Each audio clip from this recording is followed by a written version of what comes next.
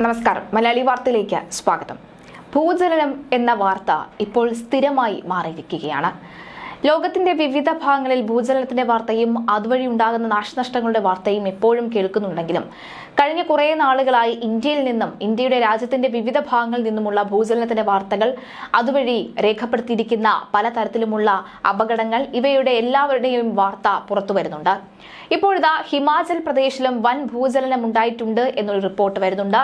കാംഗ്ര മേഖലയിലാണ് റിക്ടർ സ്കെയിലിൽ 3.9 തീവ്രത രേഖപ്പെടുത്തിയ ഭൂചലനം ഉണ്ടായത്.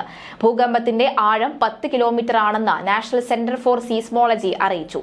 ഹിമാചൽ പ്രദേശിൽ കനത്ത മഴയും പെട്ടെന്നുള്ള വെള്ളപ്പൊക്കവും മേഘവിസ്ഫോടനവും അനുഭവപ്പെടുന്നതിനിടെയാണ് ഭൂചലനവും ഉണ്ടായിരിക്കുന്നത്.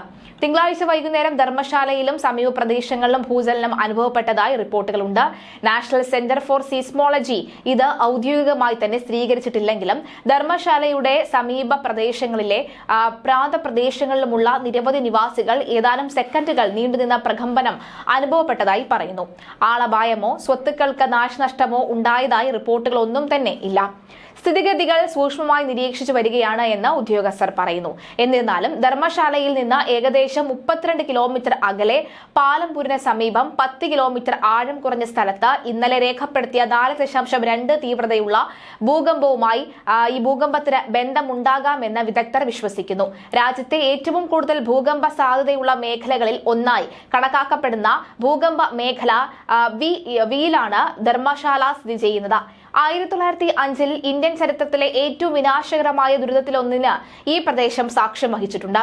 റിക്ടർ സ്കെയിലിൽ 7.8 തീവ്രതയിൽ രേഖപ്പെടുത്തിയ കാംഗ്ര ഭൂകമ്പം ഈ മക്യോണ്ടഗച്ച്, അതുപോലെ തന്നെ ധർമ്മശാല എന്നിവയുൾപ്പെടെ താഴ്വാരങ്ങളുടെ ഭൂരിഭാഗവും നശിപ്പിക്കുകയും ഏകദേശം 20,000 പേരുടെ ജീവൻ അപഹരിക്കുകയും ചെയ്തു. 1986 5.5 തീവ്രത രേഖപ്പെടുത്തിയ ഭൂകമ്പം ഈ മേഖലയെ പിടിച്ചുകുലുക്കി. 1975 6.8 തീവ്രത രേഖപ്പെടുത്തിയ കിനൌർ ഭൂകമ്പം ഹിമാചൽ പ്രദേശിൽ വ്യാപകമായ മണ്ണിടിച്ചിലിനും ഘടനാപരമായ നാശത്തിനും കാരണമായി. ജിയോളജിക്കൽ ഏജൻസികളിൽ നിന്നുള്ള ഔദ്യോഗിക സ്ഥിരീകരണത്തിനായി ഭരണകൂടം കാത്തിരിക്കുന്നതിനാൽ ധർമ്മശാലയിലെ ജനങ്ങളോട് ശാന്തത പാലിക്കാനും ജാഗ്രത പാലിക്കാനും അഭ്യർത്ഥിച്ചിട്ടുണ്ട്. ഇന്ന് രാവിലെ അസമിലെ നഗോളിൽ 4.3 തീവ്രത രേഖപ്പെടുത്തിയ ഭൂചലനം അനുഭവപ്പെട്ടിരുന്നു. ഈ മാസം സംസ്ഥാനത്തെ 7ാമത്തെയും ജില്ലയിലെ 3ാമത്തെയും ഭൂകമ്പമാണിതെന്ന് ഒരു ഉദ്യോഗസ്ഥൻ പറയുന്നു. ഈ NCS അനുസരിച്ച് റിക്ടർ സ്കെയിലിൽ 4.3 തീവ്രത രേഖപ്പെടുത്തിയ ഏറ്റവും പുതിയ ഭൂചലനം ഉച്ചയ്ക്ക് 12:09 35 കിലോമീറ്റർ താഴ്ചയിൽ രേഖപ്പെടുത്തി. നഗോണിലും സമീപ പ്രദേശങ്ങളിലും ഭൂചലനം അനുഭവപ്പെട്ടതായി ഉദ്യോഗസ്ഥർ പറയുന്നു.